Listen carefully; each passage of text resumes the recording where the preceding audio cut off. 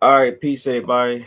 This is Sweet Science Boxing Academy. We back with another video. All right, so I'm online with a very special guest. I've been trying to get him on here for a while now. This is one of Philly's boxing coach. This is actually one of my former coaches. I'm gonna let him introduce himself, and then we're just gonna get into our conversation. So, Coach, tell him your name and everything, and tell him where you're from and how you got into boxing. All right. Well, Coach B, Coach Bryant, to be precise, and I'm from Philadelphia, like he said. I've been in the boxing actually like my younger years on and off. I started as a teenager. It was a good outlet, a good sport I thought for me to do. I can't say play because you definitely don't play boxing.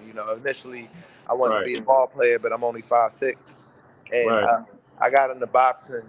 It was a little short lived because of situations I got myself in uh, at a young age. And a few years ago, I started training again, which resulted in me, becoming a coach. I'm almost a 40-year-old man, so trying to get back into boxing and compete at this age, ain't really the best thing uh, for your health. I currently been coaching since 2018, so that's what, about 5 or 6 years. yeah, Um, yeah, and it definitely, I guess as we talk more and we get into, where I am as a coach, it's definitely been more twists and turns and good twists and turns in my career than I thought it would initially be when I first started. I just always go by God working mysterious ways, and I'm glad I got into the sport. And I'm currently in Lancaster, PA, right now for glove tournament. My son, 10 years old, they call him the mighty Jesse Gaffney. This is his first tournament. Good chance for him to win. He got to walk over to the championship round. So that's tomorrow morning. The event starts about 10:30, 11 o'clock. So it's a bad early event. And he's out number 5 or 6. and what weight class your son fight at? He's 70-pound division, 70 pounds. Sorry. 70-pound division. He currently has 5 fights. He's 4-1. Uh, he lost his first fight and hadn't lost a fight since. And after that, we've been actually having trouble through this year getting him fights. He should probably have closer to 15. I wouldn't say a full 20 fights as much as I entered his name, but like now, guys see his name on that list and like kind of when the opponents or the other coaches hear who he is, they don't necessarily want to compete against him. I guess nobody wants to lose, and I guess they feel as though they have a great chance of losing against them. If not, they would take the fight. You know what I mean? There wouldn't be a Right, question about it. But it's a thought like they don't want to go against them, and it's amateur boxing. You win some, you lose something. right, Like the odds are with us. At the end of the day, but we could go tomorrow and it's not his day. I highly doubt that it's gonna happen, but it's boxing and they're kids, man, 10 babies practically. right. A lot of these guys act like it's the pros, and I put my own shows together, of course, so we probably could get into a little detail of that later. Yeah, And me matchmaking, I notice how much guys just like are trying to just like handpick their opponent. I tell them I got an opponent for them, and then they tell me who they want to fight for right. this joint. I'm like, bro, No, I I'm don't not. got that name on the list, and I list the names like, God, do you want the fight or not? And they like, let me think about it. And I'm like, all right, man. And usually, them guys, I really don't need him to back up after they got to think about it, because if you got to think about it, then you might as well say no. Right. So since you touched on it, tell me more about the shows that you put on. Well, my business partner he was just calling me on my other line, but I didn't want to get off. I'm gonna do the interview, but he know if I usually don't answer, I'm busy on something else. But I'm gonna say this is the event that I did October 28th before Halloween Thriller Night was my second boxing event that I put together, but it's the first one that I had like major responsibility doing. The Right, first show I did with Coach Mike Miner, the Lions. Then that was in April. Um, I more so was assisting him, and he was kind of showing me the ropes of it. He heard me say that it's something I wanted to do, so uh, he wanted the good brothers that we got in the city that want to help out. We don't have a lot of that in Philly. It should be brotherly love, but we don't right. have it. So when you do find it, you don't burn No, that I bridge and know. take it for granted. And he showed me a lot. So From here on, me and my partner are planning on a few more shows, at least four or five more in 2024 that we Okay. want to put together. So we currently working that out, and there's amateur shows. We have a lot of the younger talent on the shows. So Right. like we didn't have too many older fighters. We had a lot of Pee Wee and a lot of younger guys that uh, were very talented. It was a very good card, and I'm so mad that I was streaming the show on my own, and the device. Well, one of my devices ran out of power, and that was the device that was feeding the Wi-Fi to it. And I looked Right. over it, No, everything. I Like know. I probably had like a small segment of the show, and it's a learning experience. Like it was a great show, and there's things that we could have done even better. People were even telling us how great the show was, the fans, the officials, everybody that was around, and it's like as great as it was, we know we could do better. As far as even financially, we know next time how we can do better, but all in all, it was a success. And success doesn't always mean just money. Right. We successfully completed the show. Everything went as smoothly as you should have. Right. Now we was talking before. I wanted to get into like before we actually start talking about like the fighters and everything. I wanted to get into more about like the things that you do for like the youth and everything around the city and everything. What's your motivation and everything Okay. Yeah. to do everything. Well, so my motivation is just that what you see in the city on a daily basis with the violence, with the hate. Well, it's specifically our city because I'm not in Philly right now. But when what you see in Philadelphia every day is not enough unity, especially in our like African American community. There's Mm-hmm. definitely not enough unity. You go to other neighborhoods and other races, and you see a little bit more unity, and less. We can keep it real. Less of them hurting each other. Right. Right. And uh, my boxing LBC, my boxing club is Gentlemen's Sport Boxing Club. And as far as Gentlemen's Sport Boxing Club is concerned, I started off as just as my boxing club, and then I ended up making it into my 501c3 nonprofit. So now with that, I'm trying to open more doors for the youth in the community. For little guys and girls that had an outlet that they need. We do certain events. I've recently done a book bag drive. Now I actually have a partnership with the school district of Philadelphia. As far as I'm basically a private vendor for them, but I do an after school boxing program. My first class was this week, where it's Okay. basically free of charge for the kids that come in. They don't have to pay. That the district is, financing or whatever other conglomerate they have that's supplying, everything they need to do this program. And eventually, I want to open up a youth center. If a lot of people know about like Big George Foreman, where Right. he lives, he has like the youth center where boxing gym is the basis, but there's so much there to offer at the youth center. You have what I want to have is the tutoring and the mentorship, job training, and even anger management, whatever we can have at our gym, youth center, to help the children, to help the youth out in the community, to get them something a little bit better. And I believe it's not enough of it. I hope 10 more, 20 more, 30 more guys in the city had the same vision I have. Because it's enough for us all. It's millions, so it's not just about me. And a lot of guys fell with these ventures because you run in an organization, eventually you're gonna make money off of the organization. That's a given. Even if it's a nonprofit, they look out for you. They help take care of you. But at the same time, they just focus on that and not focus on what you can do. My first big event was a book bag drive I did in the neighborhood. I didn't make a dime off of it, but I managed, and I wasn't supposed to, but I managed to be able to have about 400 book bags to give away on my first event. Mm-hmm. So a lot of guys don't even have that many. About 400 book Right. bags, and we gave away food.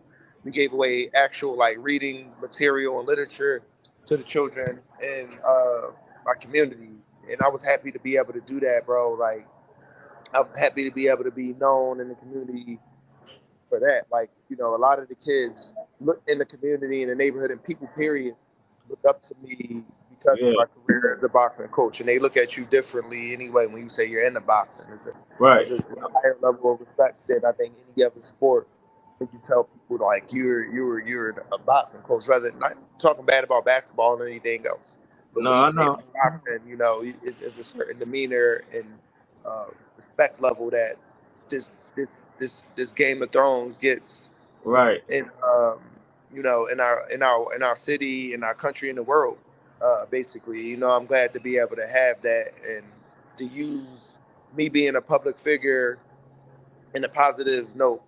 It's almost like running for politics, me running this organization, and I'm constantly sitting here trying to build a solid team that really can share the vision with me. Everybody might not understand. I won't even say understand. Everybody not know exactly where you want to go, and even if you put it on paper, but you know what, they like what they hear enough just to want to follow you will help you. Like this guy believes in himself just enough where I believe in him too, and Right. I'm gaining that, and I'm thankful every day. Right. That's good. Now, what you said about like when people be looking at you different as far as like the respect level, because I get that a lot. Like when I tell people like I don't even box no more, but when I just tell them like, yeah, I used to box and everything, I'm a former professional fighter. Yeah, yeah, Like, yeah. oh, you used to fight and everything. So like, Oh yeah, they got it that. is like a It's whole, like yeah, no, they know that maybe definitely don't cross your path, and then I right, respect like you not no tough guy. You don't got to act like a tough guy when you a boxer. People got to right, respect like for instance, I just attained a job at a sports club that's in the city of Bellevue. It was a high end sports club, 15 from Walnut, and there's other boxing coaches there, but none of them are like certified boxing coaches. They more like work in fitness boxing gyms right, and he's some big muscular dudes. And I'm a little dude. I'm 5'6", about 150, but like the respect level they have for me, you would think I was 7 feet tall. Well, like they all say it like they don't mind giving me the credit that like they look on my Instagram once they all if they know who I was, they heard what I was talking about and like you really like the real deal and ask me certain advice and I ask them certain advice about their field. Is I'm humbled as them being personal trainers and being a certified trainer as far as a personal trainer and having that accolade behind you and I'm actually getting to that point having those same type of accolades to help me, financially in the game of boxing. It's just, it's like they look at me totally different. Like my class is the only class that's not just boxing, but it's boxing fundamentals with Coach Bryant. So they have right, other different people in my class just because it's like, you're getting like authentic knowledge from authentic boxing coaches. So right, I like it, and it's not even a bragging thing, but as far as helping me get a better position in my life, a better position in life to be even able to take care of my family because I'm doing everything. I'm still in the hood. You might be looking good over here, but I'm still living in the hood. I'm not living where I want to be at right now, but I'm still thankful to God that I do have somewhere to live because it's been worse for me. right, So at the end of the day, you got to be thankful, not to go off subject, you got to be thankful for what you have right in front of you and all the other stuff to come. All the other stuff to come eventually, and the door is open. I'm in the building. I just got to wait for my turn. Certain things, my turn here. Gradually, picking up as far as everything that like boxing has to, meaning like I didn't know I did go this far with coaching or how great my son would be talent wise. I'm not just saying that because he's my son. I didn't know I'd be running an organization or working at sports clubs or even having my own line of like boxing and football and all. You right, remember my boxing stuff when I first started. You got the sweat off of me. right. Yeah.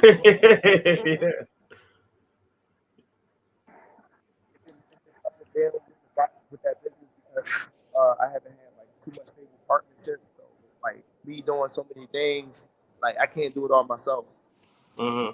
So that'd be the burnout. So I'm just learning like to pace myself more and more. What can I do now that'll move more efficiently, and then come back to that later. Not that quit without boxing. I still do products here and there, uh, just not as full scale right now as I once was. You Right, don't want to yourself out. How they say burn the candle on both ends of the stick. Yeah, still had ideas, but you never know who might come across you and want to invest to help with those ideas. And I'm learning that part. Like even me doing the show, I didn't have the finances to do the show. A buddy of mine did. And he liked my ideas, and he's like, "Look, we start backing the thing financially right, and play my part." right. That sounds good. So, like I know some of the coaches and fighters that you work alongside with and work with, but why don't you tell some of the people, like some of the coaches and some of the fighters that you work alongside with here in Philly? So I'm gonna go all the way back. First, when I was like trying to get into boxing when I was younger, my trainer was the White Triplet. He trained a fighter by the name of Andre Profit that was like on the road to being a successful heavyweight, but he was killed tragically out of jealousy in North Philly. But then you got around like Bowie Fisher. People probably these days don't know these names. Bowie Fisher, Mm-hmm. Mm-hmm. Shazim Richards. You know what Mm-hmm. I'm saying? Randy and Wade Hennett, and they still around. Yeah. Then now, as I wanted to become a coach. I started off at Rock Ministries. Frankie Ellaby was the coach. I was training under. I told them, train me as a fighter, and they were real interested in seeing me fight. And people don't even realize it. And I had a problem lingering with my right foot that I didn't know I had, that I fractured in my early 20s. And then as I started training more intense, refractured it in the same spot. I didn't have medical insurance, so it wasn't taken care of properly. The doctor said that it never healed properly, and I was disappointed. But that was just like literally my foot in the door. Right. Um, to be a coach. Like people was like, "Yo, you should try being a coach," and I didn't think it was possible. And so I met Daoud Bey, uh, one of the top amateur coaches in the city, top coach. But I'm saying he Mm-hmm. got all amateurs. He trained a lot of young bucks, including his son Salim Bey. He was one of the first coaches to let me in the door, and the main reason why I got let in that door was because when my son Jesse, the mighty Gaffney, was 5 years old, I was training him at home with his sister, and a lot of people honestly doubted that I could become a coach. I got turned down by so many gyms when I first started because they was like, "Well, we don't really have the experience, the resume, this, that, and the third," which I understood. But him and Reverend Thompson from Kinsesson Recreation Center, I got to work around them, and I worked around them for about almost a year. This is a little bit before COVID. Then I got hired at Title Boxing Club just for a fitness boxing coach, making good money, and they shut down. And I ended up working under Rasheem Jefferson for almost a year and some change too, and Mm-hmm. different style of coaching, different person, but all in all, like being around these different coaches and learning different styles, different principles and techniques, all types of stuff, it helped me out a whole lot. Greg Hackett was one of the people I worked around. Rasheem, I actually was helping him train his fighters, and he showed me the game for our boxing and even how to make money financially in boxing. He was one of the guys that helped me, to know what to do financially. Danny Davis was also a dude that Yeah. showed me things and also told me things to do to make money in the field and not just training fighters, but personal training and fitness boxing training clients who just want to learn boxing. They don't want to Right. fight, but they gonna have money. Boxing a poor man's sport. So a lot of the guys that's trying to fight don't really have money. They Right. fighting to try to make money. So it's a lot of times when you get these guys, they might start paying you and just say, this brother been paying you 5 6 months, and then the 7 month come he lost his job and income, but he getting real good. And it's like the culture of boxing. You're not gonna kick him out the gym because he don't have no money. You just gonna work, bro. You gonna get these fights. We Right. gonna get you paid.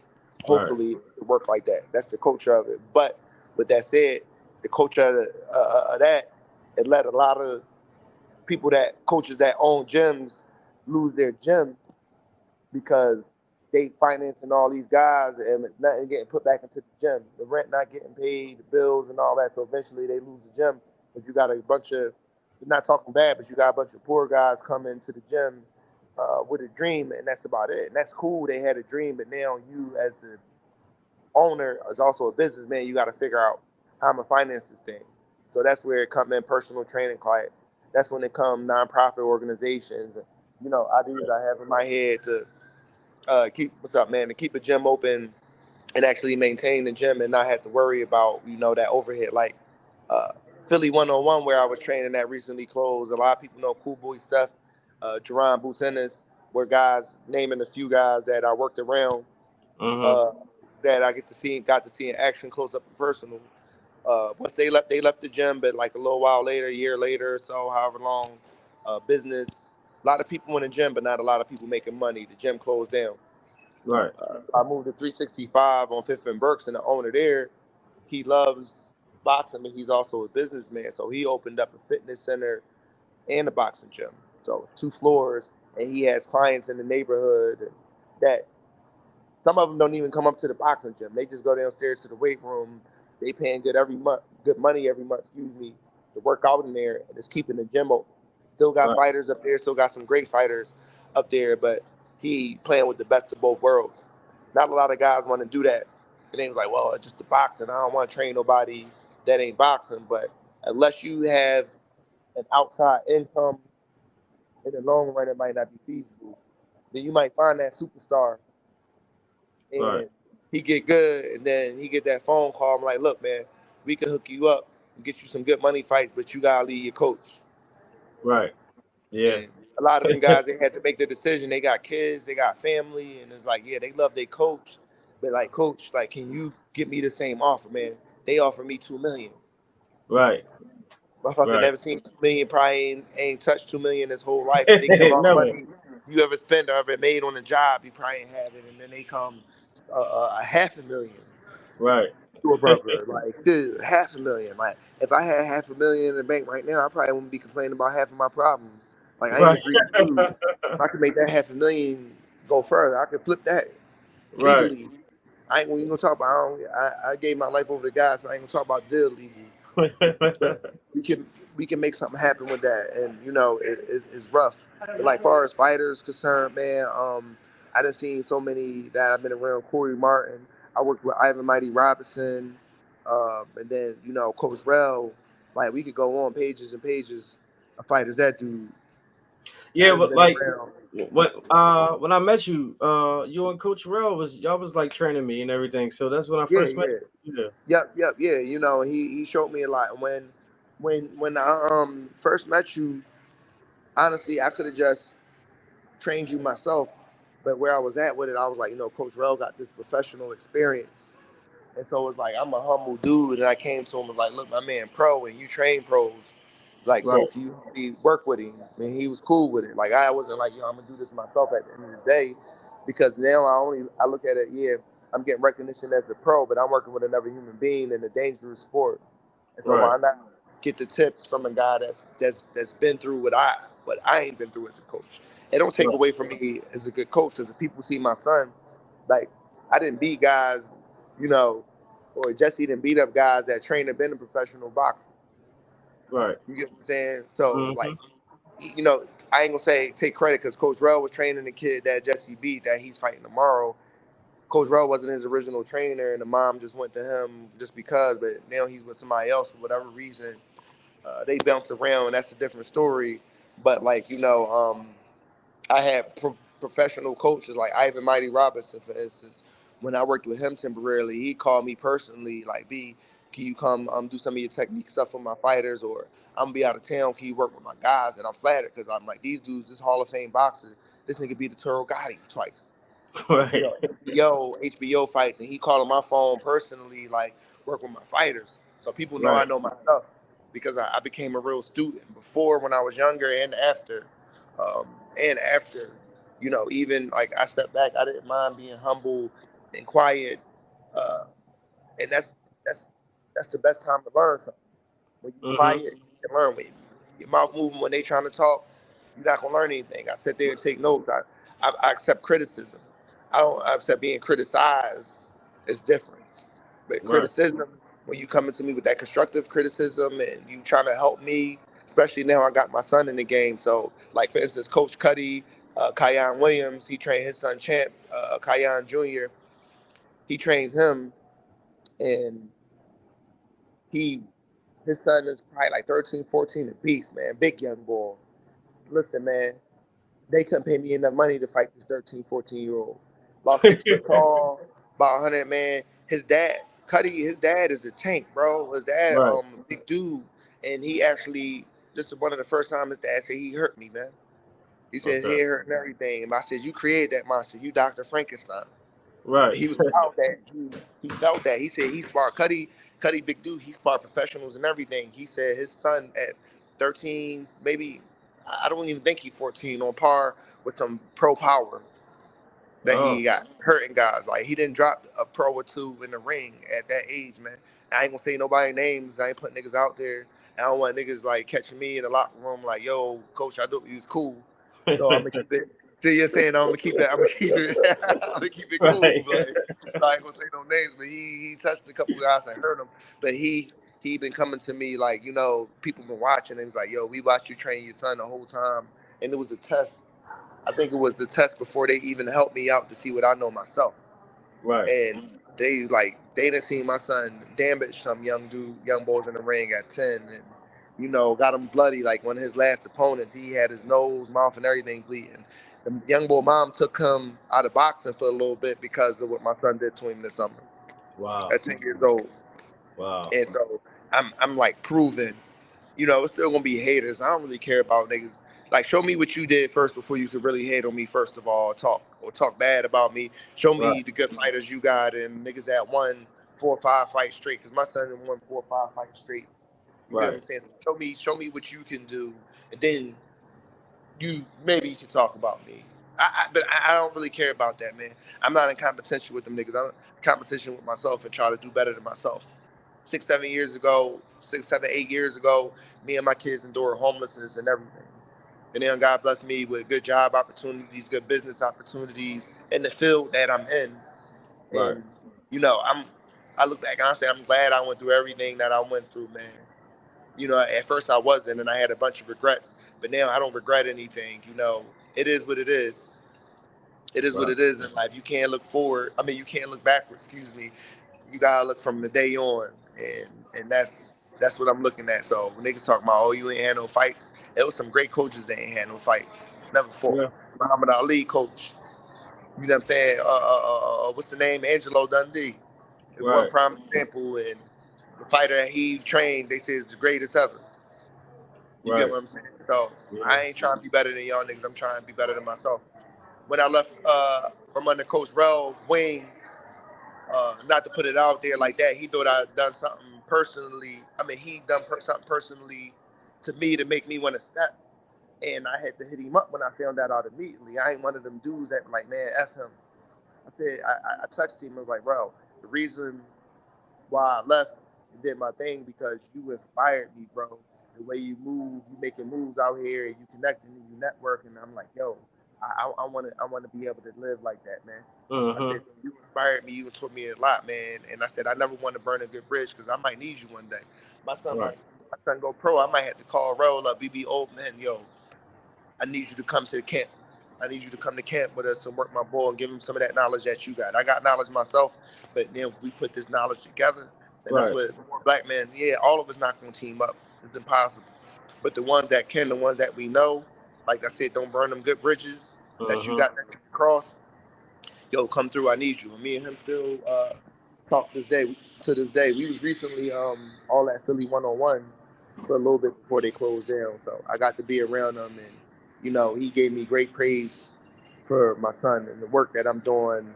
Just period. He see me hustle and make moves like I'm making, and I know he really respected that. I told him that I made these moves because you inspired me to make these moves, brother. So I said, don't never think for once you never did anything. I felt as though I wish he was watching the joint right now and across me. That I'm glad to have worked with somebody like you, and I always tell him thank you. I never have a problem with giving a brother his flowers and Mm-hmm. saying thanks for the help. I learned that Yeah. growing up. Pride is a deadly thing. Yeah. He just we just added each other on Facebook, I think yesterday. So I'm gonna have him on here soon too, eventually. So we probably can all Okay. do like a Yeah, panel yeah, together yeah, or man. whatever. But I Yeah, want to switch man. gears a little bit. No problem. But speaking of like Philly fighters and everything, did you hear about the whole IBF stripping Terence Crawford of the belt and giving it the boots? Yeah. So I heard about that, man, and I was like, at the end of the day, people like, I saw some haters that wasn't from the city, like, oh, he ain't fight nobody for that and all that. He ain't the first one that happened for, and it's not his fault. Right, They called that man phone and or whatever, and like, hey, you the new champ, nigga. right, You know what I'm saying? right, Now he just got to defend it. Right. Whoever want to come, just defend it. And now, if you sit back and don't try to defend it, then that's a different story. But Boots want to rumble. He gonna show somebody.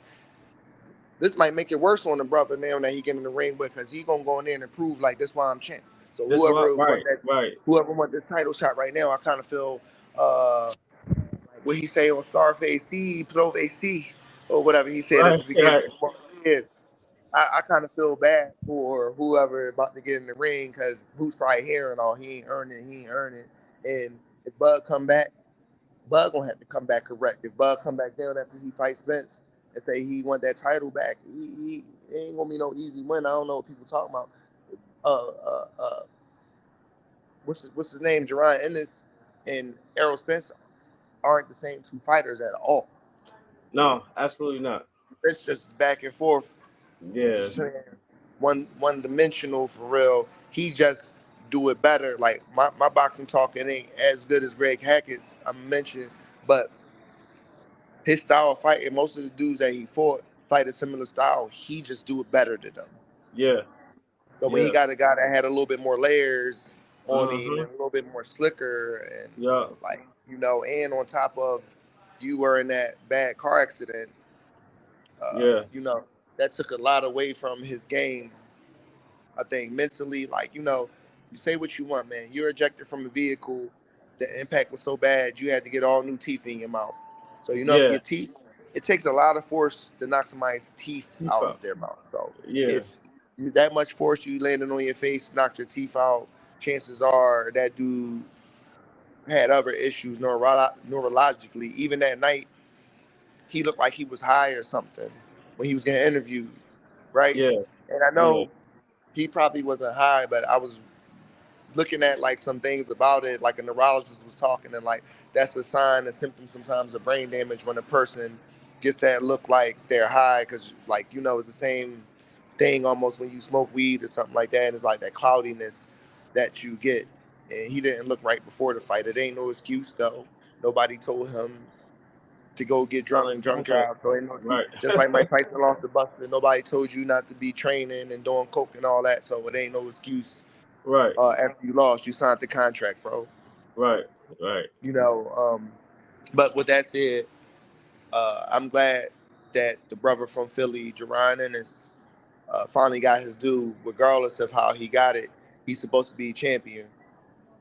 Like he has a champion. He is champion written all over him. It's not his fault that people didn't want to fight him.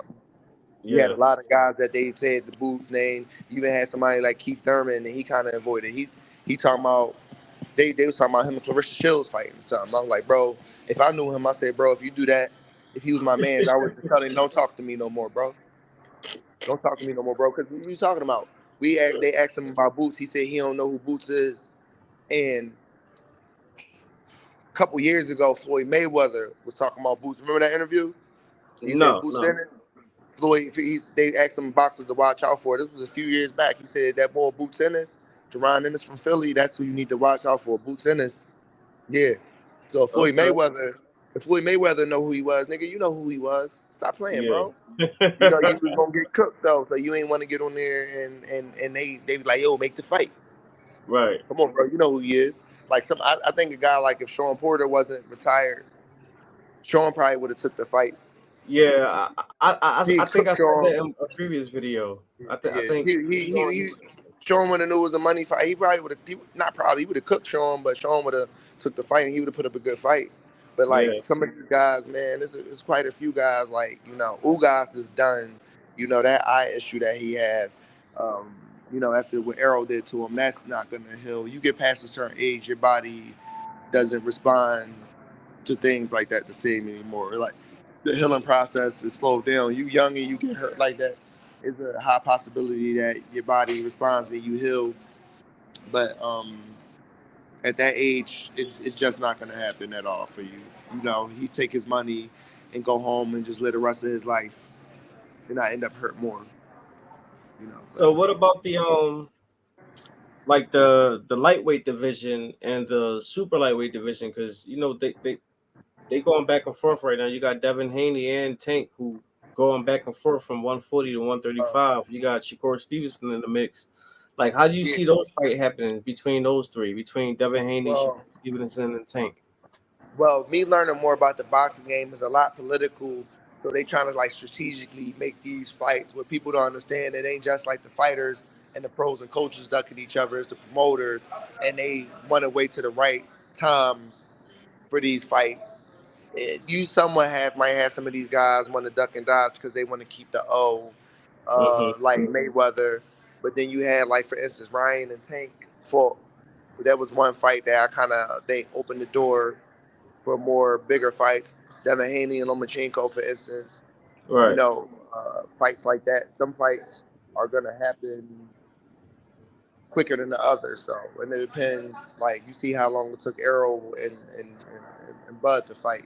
People been talking Mm. about that for the last how many years, but it's a strategic time. There's a lot of counting the numbers involved. I know. Just sitting there talking with coaches that know more about the political part, like they looking at pay-per-view buys to see if, all right, we talking about these dudes fighting each other, so let's see how much their next fight does before we make them fight each other. Like say with Bud, whoever he fought, let's see how his buys do, let's see how Arrows, and we gonna see like if each time if we let them fight, are we gonna get more and more people tuning in that are becoming more curious about them before we actually make them fight. Let's see if we can build it up before they want to build up. So they want to talk about it for a little longer and build it up, and then to just go right out and do the fight. Because yeah, this time they might, get 500,000 buys, but if we wait another year, we might be able to get 1 million. Or yeah, 2 years, we might be able to get 1 million. Right. Kind of like the whole Floyd Mayweather Manny Pacquiao Yeah, let's type of build it thing. up. Let's build it up. Regardless if people talked about they wanted to see it or not. Like a lot of the boxing world, in the gyms was like, oh man, we've been waiting for it. But fans and all that was like, oh, finally, we Right. we we tuning in. It was a 7 year build up for that joint. Right. I think Now, that might have but been a little bit too long, but whatever. I think the bad part about that is sometimes it can go left. Like you see the whole thing, like how because remember Deontay Wilder and Anthony Joshua, they was trying to do the same thing, and now both of them don't got belts and they got losses on their record. Yeah, yeah. So it was like I think though, like Wilder and Joshua, I think it was more honestly now this one joint. I think it was more on Joshua's side. They didn't take that joint. The Joshua's really like not that for real to me. The Right. big cock diesel dude, but he really not that.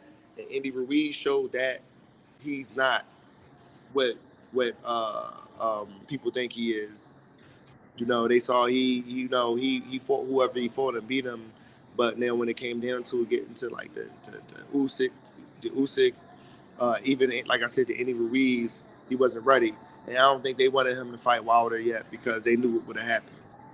Fury came out. First fight was questionable. Was that a knockout by Wilder? Like Fury down long enough? The second fight, we get into the cheating part of it. We can keep it real. Everybody saw it. They don't want to admit it, but everybody saw a lot of weird stuff. That whole glove stuff was going on. We saw it. People try to act like, well, see, what made that, what what messed it up was Wilder kept talking. And Yeah. he didn't know what to say. First, I think he said the costume was. First, he tried to say it was the glove. Then he talking about, well, maybe his costume was heavy and all that. He should have shut up at the glove drawing. You talking about your costume and all that, nigga. Like, I think that's where he messed up at. They fought 3 times. Only dude in the game right now I think could beat Wilder is him. But then like Joshua, I don't know what was up with the dude. And him and Wilder should have been for it, like you said. And people still want to see that fight though, because there's not too many good heavyweight fights on that elite level. Like you get some up and coming heavyweights. What's the kid? Was it Jared Anderson? Hmm.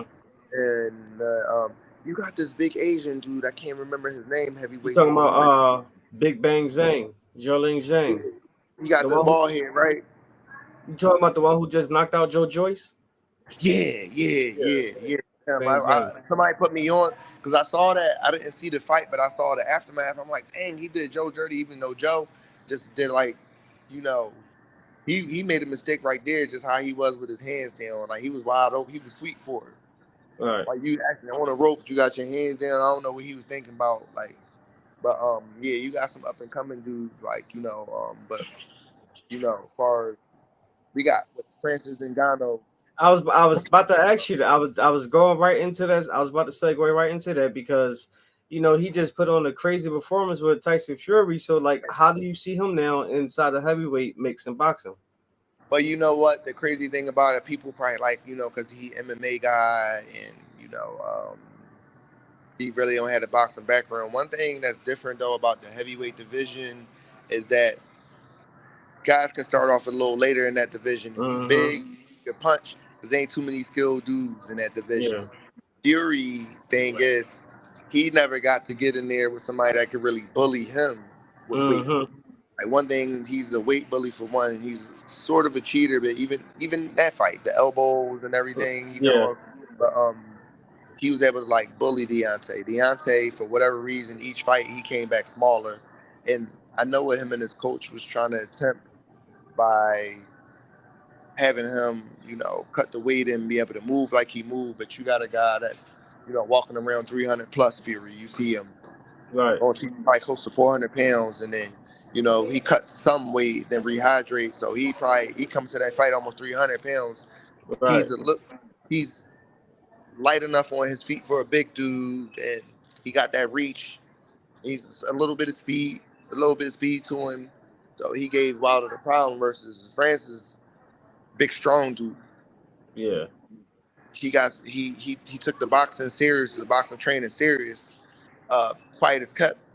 Mike been working with him longer than people think. I saw a video years ago before. Yeah. You know what I'm talking about? Yeah. Years I know ago, that exactly what Mike you're talking Man, like about. he Yeah. been doing stuff. He just Yeah. started.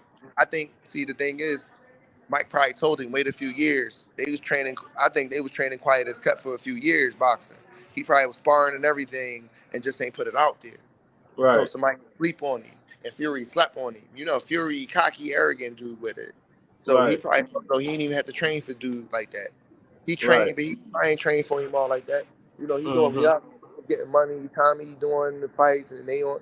He probably figured like if nothing else, big dude, he could dance around, beat him on decision, in Right. which he still got the decision, but it was very questionable Mm. uh, how that went down. But it's the politics of it.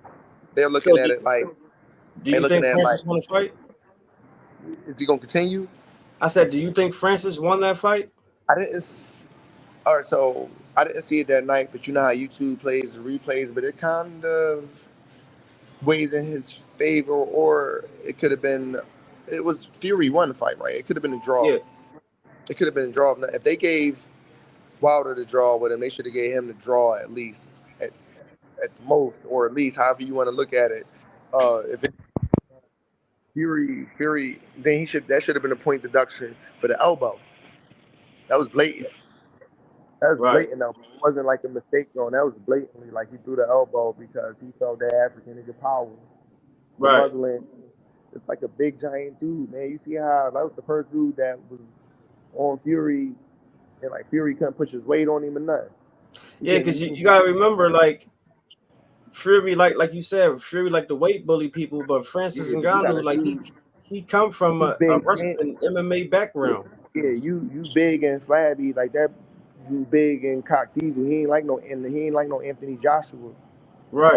Diesel like and probably and to me a little bit soft in a way. And I say that because even with the fight with Usyk at the end of it, how he was acting like Right. he didn't was about the crowd talking about. He said, how do you beat me?" Something he said goofy. Then you supposed to shut up and take your ass to that locker room, man. You just play yourself. But Francis, he might be able to make noise in the heavyweight division. Honestly, like I'm just saying, like it ain't like it's a whole lot of skilled guys in that division that he needs to be worried about. Right. He fight Wilder. The thing is, Wilder got that punch, but Wilder is like tall and lanky, Yeah. so like dude might be able to overpower him. Joshua, I got Francis beating Joshua. No, I got I him. said the same thing. I made I a got him video knocking Joshua out. talking about that. Yeah, I got him knocking him out. I wish I would have saw. I got him knocking him out. Andy Ruiz with the hand speed may possibly be able to give him. Well, there's a interview going around social media with Eddie Hearn, the promoter of Anthony Joshua, and they saying that they in talks with Francis Ngannou trying to get that fight because the Oh plan yeah. what Eddie Hearn's plan is he wants Tyson Fury to fight Alexander Usyk for undisputed, and he want Francis to fight Anthony Joshua, and the winner of those two fights fight each other. Now, if that happened and Francis Ngannou won the fight against Anthony Joshua, do you think that in his third pro fight he should get a shot for undisputed at heavyweight? Uh, Considering but you got to consider the people that he beat in three fights. yeah, but if those are people that he giving them in a top tier, then that kind of puts you above the level. It sucks because a lot of them guys, that's fighting to get up there, they still got to climb the ladder. But you're looking at the politics of the sport, Right, and he is a household name. He could bring money in. right. You know, people know him just because he fought Tyson Fury more than a lot Yeah, of other heavyweights that we name, like right, Jagba and all them. Like people know Ngannou before they know him. Somebody like him, or Jaron yeah, Anderson, for instance. Unless you really like are in boxing or a big fan of boxing, where you like I know a few guys that know a whole. Any boxer that's out, they know him, but you don't got a lot of fans that's really deep into the boxing. They might only know the top guys. right, You right, dig what I'm saying? So like, yeah, I mean that'd be crazy if he beat some of these guys. But from what I'm seeing and how he did with Fury, how he handled Fury, he does got the potential in that division. He definitely does. Just because it's not like a super stacked division like it was years ago. The Ali and Frazier and Larry Holmes, Mike Tyson, Holyfield, Lennox Lewis era, where for decades the heavyweight division was stacked. right.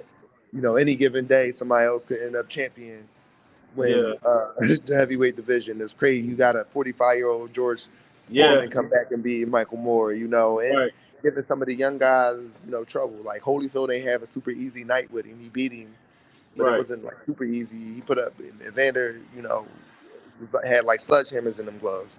Yeah, yeah. I So remember him saying that. yeah, Yeah. yeah. So yeah. So these days, the competition is a little bit scarce in my opinion, and maybe I could be wrong, but I haven't seen too many like standout heavyweights in this division. You just got these big, almost 7 foot heavyweights, but uh, I don't know how long that era gonna even last. But Right. And speaking of that, because you got these guys who just coming in so massively, I remember a few years ago them talking about them possibly trying to do like I remember like the WBC president Mauricio Suleiman, he was saying that they talk about making a super heavyweight division for super the pro. heavyweight division, I think too, because then you got like for instance, you got some of these great heavyweights, but they dudes is like 6 foot, 6 foot, 6'1", right? And it's like, as great as he is, putting this guy against somebody 6'9", 6'10", is gonna be like a hard battle, hard night for him.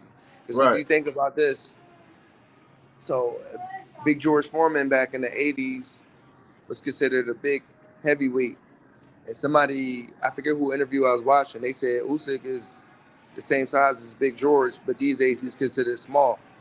So right, you tell me like Big George Foreman would be considered a small heavyweight these days. That's crazy to right. say, 'cause he was a terror, a powerhouse, and it's dudes that make him look small in this era. So it kind of like almost imbalance it a little bit, because then you got these dudes that's, and then with the super heavyweight, the problem would be difficult. Like you got to do like Wilder, even though he's 6'8", 6'9", the dude's probably clocking in at like less than 210 pounds. Yeah, So should you consider him if you did super heavyweight in the regular heavyweight division or the super heavyweights now? right. Because he got the Yeah, super heavyweight height, but he don't have a super heavyweight Wait. weight. Practically light heavyweight, skinny legs and all. Like, boy, definitely skip leg day. Like he come in, and that's the issue. I think like he had Fury. If he had a little bit more power in that lower body, and he focused, on getting that right hand out, I think he would have had a little less issues with him to have, you know, like get, look at the Ngannou. He built all the way through Right. upper body on down, so he had everything that he need to be able to support against somebody like Fury's weight with no issue versus like Wilder, you know, more like a smaller power forward for real in the league. Right. You know what I mean? Like Right. Right. he ain't got the typical boxer body. Like he should be, power forward for the Lakers or something. Catch and Yeah. hoop, you get what I'm saying? But you know what Yeah. I mean? He get hit hard, but then when it come to guys like that and it's part of boxing. Push your weight on the guy. I tell my son that young boy in the corner, push that weight on him and work on him a little bit. Don't let him out of there. Use that your weight or your strength at least to your advantage. And, that's where he lose out at. But most of the dudes couldn't maintain that with him for a whole fight. He keep catching him on that chin after about 5 or 6 of them right hands, and something less than that, it's over. You hit the button too many times, they going to bed. Yeah. Right. Now, uh, speaking of like Francis Ngannou and everything, like all these spectacles, how do you feel about like these crossover type events in boxing, as far as like MMA fighters or YouTubers and all that stuff? Do you think it's hurting boxing, or do you think that is giving the sport more recognition? It's on both. It's both. Actually, why I say that, right? Because it's giving the sport more recognition. I'm gonna say first because you got a lot of people that's watching boxing because of like the Jake Pauls and all these KSIs, and then you got the MMA fans and the Ganos and who else? Nate Diaz's and all these guys that's not from boxing. And yeah, you Right. got non-boxing fans watching them because of it. It's not hurting the sport itself per se, but it's hurting the fighters, I think, a lot because you got these guys that have been fighting since they was 8, 9, 10, waiting for these opportunities. And this YouTube boy, because you got a million viewers, never went through what you went through from the suburbs and all that. Not Right. even from the hood. Don't really even need the money. Like they want the money. They Right. always grew up good, and they getting them opportunities. And I think that's the part that's hurtful, like to the boxers. I don't think it's hurting the sport of boxing necessarily because it's bringing money. Of course, that's why the promoters doing it. But the boxers that's working hard. Some of them might not never see some of these checks of these guys. Like I don't know who the hell a KSI is. Right. Like I know him from seeing him, but like he just came out the blue.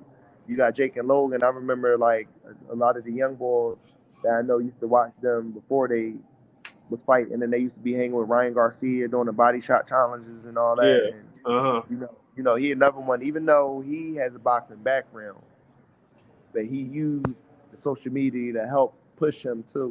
And that's what a lot of these guys gonna have to think of. A lot of guys don't want to do it. You can't be stuck in your ways. We're in a whole new era.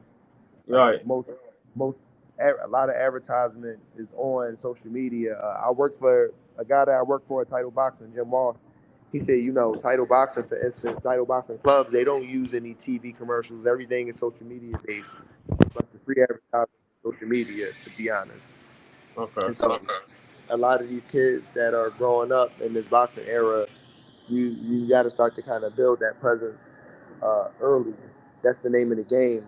So by the time you get to a promoter, they see you got 500,000 plus followers on your page already. You 19, 20 years old, however old, turning pro, and you got 500,000 to 1 million followers already. They won't have no problem putting no money behind you, man. You gonna start Right. off. Uh, you might start off getting network fights. Like some guys had a pull, like Rasheem Jefferson Jr., Rasheem's son, for instance. About his second, third fight, he was already on ESPN. ESPN, but look who his dad was. Right. Even though his dad had the bad accident, he still had a pretty decent name. Like people in the boxing game still have the respect for Rasheem because they know if he was still in the game, what he probably would have accomplished as a fighter Right. if he didn't get hurt. So they put his son on. Not everybody had those opportunities. So you got to push. Some of the coaches want to get stuck in the ways and like all the internet and all that. But And you got how they used to say, you gotta get right or get left. A lot of things are changing, and there's nothing that we can do about it. It's the world we live in. Whether you like electric cars or not, they push them. So People buying how can like them. how would like these young fighters today balance that as far as because I agree with you. I think that they should like do self promotion and everything, but also I can see the bad in that too because some of these fighters they be Yep. so focused on social media and everything that they don't Yeah. focus on their career. So Right. like Right. where's the balance? You gotta try to balance it. And I think you know you find the times that you want to do content. When you intensely training, then I don't think you should do content. But like, create a page out, and do stuff, when you're not in the gym. Yeah, you can get a few videos and photos in the gym, but do some stuff outside of the gym.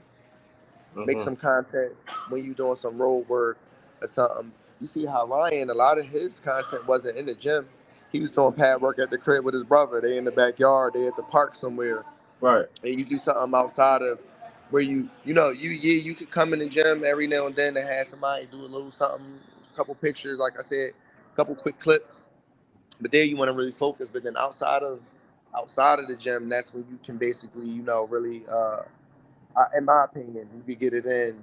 Like I said, look at Ryan. He with Jake and Logan. They doing the body shot challenge, and they doing the fast hands challenge, or whatever else. Like, use your imagination. Get a team of people around you too now that can help. Get some of your homies, guys like want to hang around you and be followers. Well, if they gonna do that, then make sure you got them following the right stuff and put their ass to work. Look, man, we can build this page up, man, and I'll look out for y'all if y'all look out for me right now. So get your Right. team, get you guys that know how to work the camera and that know how to edit, because that's what them dudes do. They probably, Jake and Ryan, all of them wasn't doing all the editing by themselves. They got somebody that played behind the scenes that didn't mind being part of the movement. Find them Yeah. dudes. If you Hmm. them your friends anyway. If you got friends like that, that's how your friends should be. Not like, no, I'm cool. They cool on then I'm cool on you, bro. If we friends, we gonna be productive around each other. So that's the kind of stuff that they need to build the team around them outside of boxing. It Yeah. might not be boxers that want to do it for you because they want to promote themselves. They get Right. some guys, relatives, some friends, guys you might grew up with that you hang with outside the gym, and y'all get busy and make some content and produce it. Funny, serious, whatever. You gotta have the brains and the right people around you that, help you to want to produce these ideas. And sometimes it's easier said than done, but uh, you the company you keep. You hang around Yeah. five rich people, you're you could become the sixth rich person. You hang around five bums, you could become the sixth bum. Just Yeah. like that. Yeah, that's So that's why that's exactly why I do everything myself now because yeah, a lot of the nobody, bro. people I've been trying to like do content with and like make these YouTube pages and do different like type of content, everyone just like BS. So I'm like, you know what, I just gotta do everything Yeah. myself. So Yeah. That's why I'm at the gym. And even with that, I, I got my tight circle with the gym. I talk to people, but I don't talk to some people as much as others. I even got people out of town. I'm surprised that like call me frequently. That's coaches and talk to me. And it's crazy how much praise I get from other coaches from just what I'm producing with my son, and I'm grateful for that. It make me even more humble. But it's like a tight circle. And a lot of the people that I hang with, I not even hang because we don't. None of us have time to really hang.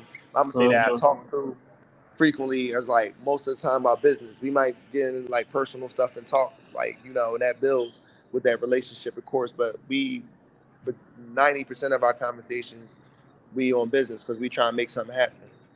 Right, I talk to my fighters, like the young guys I train, including my son and my kids. Period. I talk to, like the company you keep has a major impact on your life. I talk to my sons and my sons and my daughters. If you get in a relationship, even with somebody as you're growing up, you as a man, my son, I tell him as a boy, you don't want a girl that always has time for you. right, With that man, not that a girl that's running around with other boys and she don't got time for you, but you call her, I'm studying. You call her, I'm at work. You call her, I got this project for school to do. And then she checking you like, yo, ain't you supposed to be at the gym or ain't you supposed to be doing the same thing I'm doing, study for midterms? What you talking about? hmm, Go out. If you want to right, go out, we could go out to the library or we could come to my crib or somewhere and study, but I'm trying to go to school. I'm trying to be something with myself. You want somebody that might seem a little corny at the time. 'Cause I think me and you had this conversation a little bit ago about like I looked on my 'cause I went to J.R. Masterman for middle school. I don't know if a lot of people know that school is a magnet school. I don't know if they call it that these days. It was one of like the top 10 schools in the United States for like intelligent, smart, gifted kids. And the kids that went to the school that people used to call nerds and all that, I look up on my Facebook 30 years later, however many long, and a lot of them nerds is doing real good for Yeah. themselves. And Yeah. all the cool niggas, most of them not doing so good. Yeah. They still alive or Yeah. free. Like even when I went to Simon Gratz, everybody in that school wasn't bad because it's a hood school, but again, nerds, they prevailing. Nice house, nice car, beautiful Mm-hmm. family, beautiful wife. Uh, um, um, they on vacations everywhere around the world. Mm-hmm. And the cool nigga tend to put up a post. He just came home Right. with his prison with his brown pants on, brown scrub joints on, the Right. Clippers. Talking about look who back home. Right. You know what I'm saying? So like who was really cool? Who was Right. really cool at the end of the day? Boy Yeah, wasn't that's cool. Boy wasn't cool. He was just stupid. It's not yeah, cool to be dumb. right. I tell my daughters that all the time, and during the day I work at a middle school. I work at Warren G. Harding Middle School, and it's like I tell the kids that all the time. There, like y'all don't even dig it. Y'all don't understand the ones y'all Yeah, consider nerds. I'm like they're the ones who gonna rule the world. Watch, yeah, and all the ones who run the hallways and just play all the time. Like yeah, y'all gonna say. exactly. So I can definitely dig it. And so back to because I wanted to get your opinion on Shakur, Stevenson, Tank, and Devin. Out of those Oh, three, out of those three fighters, who do you think is going to be like the top? Because they call them the three kings right now. So who do you think is that's going to hard, be? man. That's hard, and I think it depends on one thing how they keep progressing in their career. I'm gonna pick one. The second thing, though, I think is like the promotion and who they had behind them and the fights they lined up for them. Uh, First of all, like guys like Tank got to stay out of trouble, which I hopefully do. I think he's my favorite out of the three. But then, sort of, I can't. I can say my favorite out of three, sort of, because I like all three of them. Shakur, defensive wise, is a master. Uh, I have to see. They need to give him something though. They need to give him something. It's like he being dodged. He not getting the fights that he should be getting. Um, Devin's nice. I don't know if I'm completely sold on him for whatever Mhm. reason, and maybe it's just my opinion because I like one fighter more than the other. That fight with Lomachenko didn't completely have me sold on him. To me, that was a questionable fight too. But then Mhm. when you look back at it, Loma was giving it to him, but uh, Loma had to do a little bit more in America. Yeah. Dev did get on points with him. Loma, people looking at Loma caught him with some good shots, but all in all, I don't think it was enough consistently good shots. He might have caught him with a good shot or two. Dev was putting them combos together, even though if they wasn't as devastating as some of the shots that Loma did. But you in America and you're not the favorite, you probably had to do a little. Not probably, you had to do a little bit more to win against him. Like people talk about some of Floyd's same instance, Floyd's questionable fights. Those opponents that they say probably beat Floyd, he probably still had to do a little bit more to win against the champ. That's just how I've been in boxing for ages, to be Right. honest. But Tank, Tank, to me, because of that power, like he don't got throw a whole lot of punches to win the fight. But when he found you, he found you, and I think it's just been my favorite to watch out of all of them. And maybe that's because they made him. They've been making him the favorite to watch too. He Mhm. been getting pushed. I think he been getting pushed the best out of all of them to me. Then getting that Ryan Garcia fight, making that statement, making the statement of the Rolly Romero fight. He putting guys down like Devin and Shakur not putting guys out. People be wanting to see a few knockouts in boxing. Right. You know, Floyd in the beginning of his career, he was doing it. He proved Yeah. himself, and after that, you know, he did his thing. But that's Floyd. You know, he don't model our career. You know, guys want to model their careers. Like Devin even say he the reincarnation of Pretty Boy, and I don't know if that a good thing or a bad thing for him to model himself after Floyd. Yeah, it's a good thing in a way, but you know, it's been a couple guys. You got, you got Adrian Broner that did the same thing. And look at AB right about now. He and McDonald's arguing with people over a number 7. You know what I'm saying? Like so that get $100,000 from Don King and all that. He messed up. He messed his career up. He did it to himself though. Can't blame nobody else. But but yeah, my guy, I'm a fan of Tank. Like I can't say it's hard for me to say I got a favorite boxer because I'm like all over the board just watching. I just love watching boxing. I don't even got to know the guys' names. As long as them got niggas can box, I'm watching. I don't know if you remember, you the same age. Remember Channel 48? Every like Yeah. Friday, Saturday nights used to have Yeah. boxing on. Sometimes it'd be in Spanish. Yeah. I ain't know who Yeah. the No, guy I was, but remember. I'm just watching. I don't care what their names was. They didn't have to be famous. Right. And Yeah. I remember them watching. fight. So I just like seeing some fights, amateurs, pros, whoever. I just like seeing some fights. Certain guys, I can't say who I like to watch more than another. Because if I hear Canelo Alvarez got a fight, I'm gonna watch Canelo. I'm gonna watch Canelo fight. It's Canelo, like regardless of what you say about him, he's one of the top guys of our era. So I just love the sport. I just Do love the you think sport. that do you think who you give the edge to in the Demetrius Andre and David Benavidez fight? Um, I don't want to go with like the majority, but the majority of the people I hear talk about Benavidez. Benavidez might take it. Who He's been more active than DeAndre lately too, hasn't he? Yeah, yeah, yeah. A He's been little bit. more. See, that's the thing too. Yeah, he been a little inactive, and that's always a huge factor in boxing. The guy's inactive. I don't know how he been training in the gym, or has he been getting sufficient sparring and stuff through this time, or he just like been inactive. Some guys inactive mean like they're not doing anything, like niggas be chilling, and you got some that Right. still inactive, still be working. So that's kind of the thing. My opinion on both of them, it ain't too heavy. I'm not gonna say like I watched Benavidez and DeAndre. They ain't been somebody like I watched a whole lot of to really be like, I think this is why. Like you'll probably have to get like a Greg Hackett interview to get more into detail of of the why and everything. But from like the analysis, interviews, social media, people just talking, boxing analytics. I'm hearing a lot more Benavidez. It will weigh towards him more than it would what's his name, Boo Boo, right? Yeah, yeah. Yeah, yeah, And I'm hearing a lot too, but just like you said, inactivity is more so. I think more people are saying due to inactivity. I think if Boo Boo was like more active, um, due to his yeah, accolades at the Olympics and what he's been doing as a pro, I think more people would lean towards him. But he just been inactive. But yeah, I'm yeah. I'm hoping he win though. Like I like both fighters, but I like Boo Boo more, Me so too. I may be a little bit more biased. I hope he win. But if Yeah. I'm being honest, I don't think he gonna win. But I want him to win. No, no, yeah.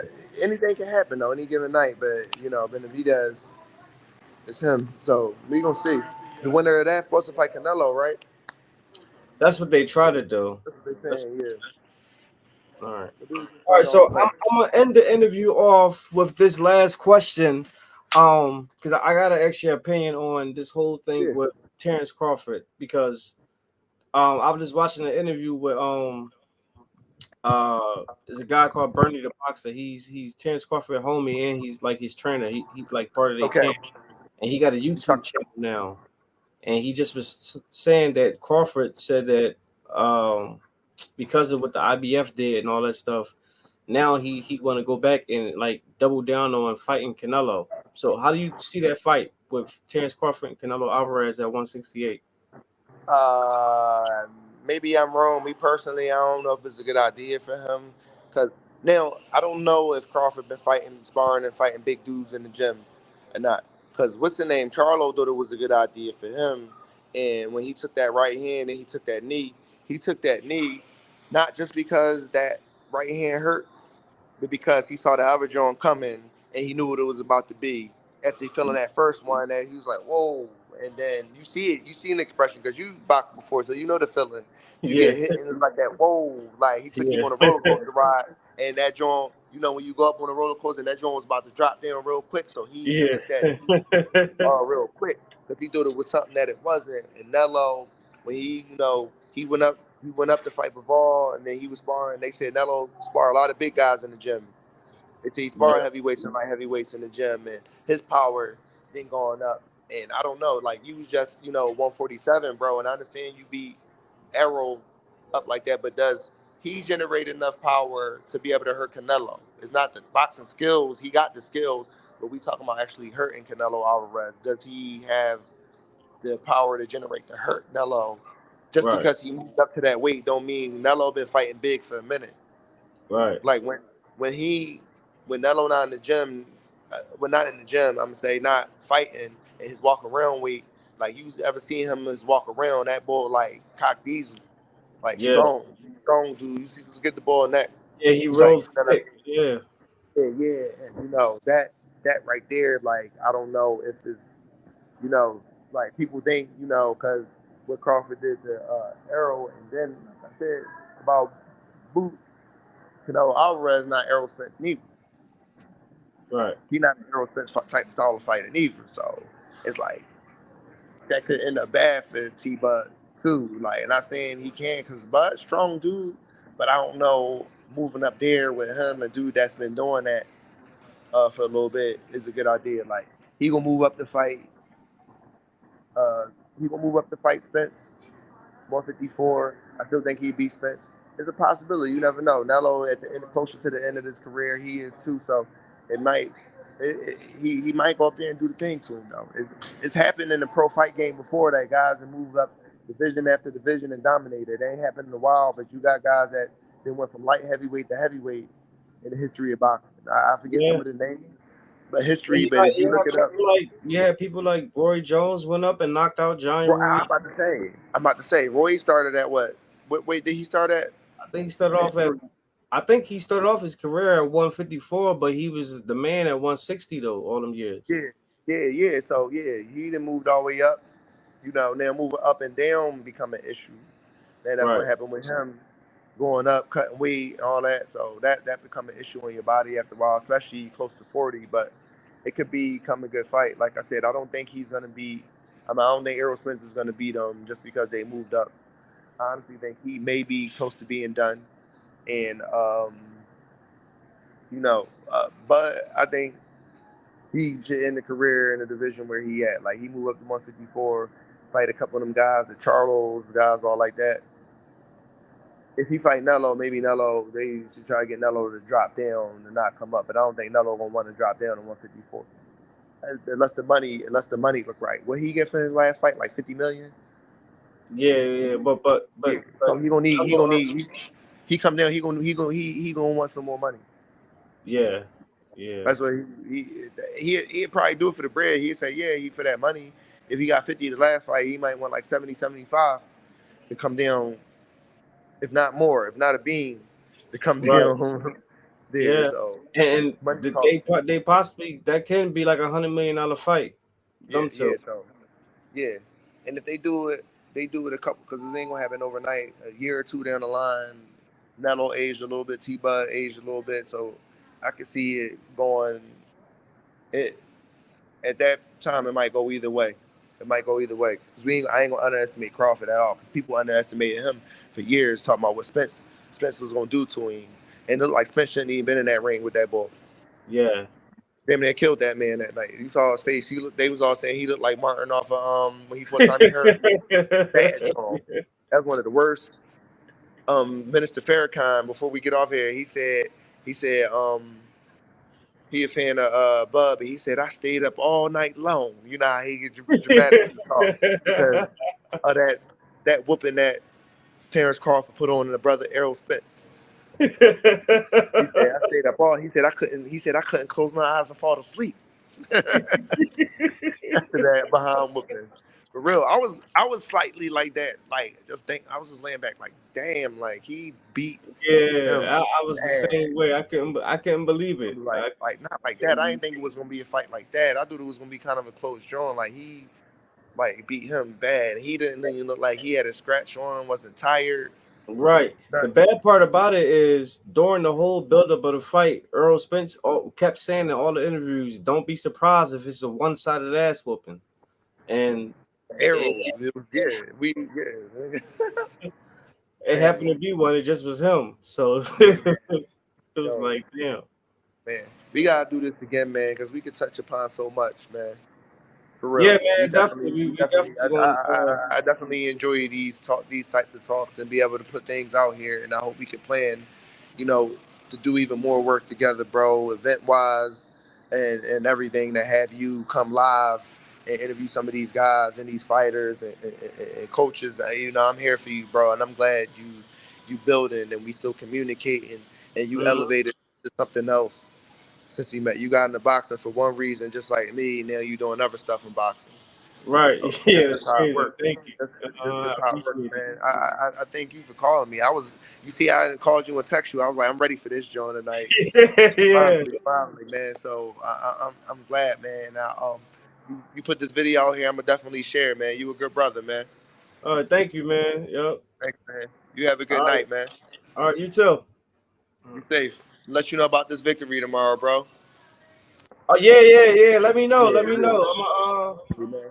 I'll do a review on it Definitely, and put man. the We gonna talk. on Facebook so Yep. I can I got you. make a collage and stuff. Got you, bro. All right. All right. Mm.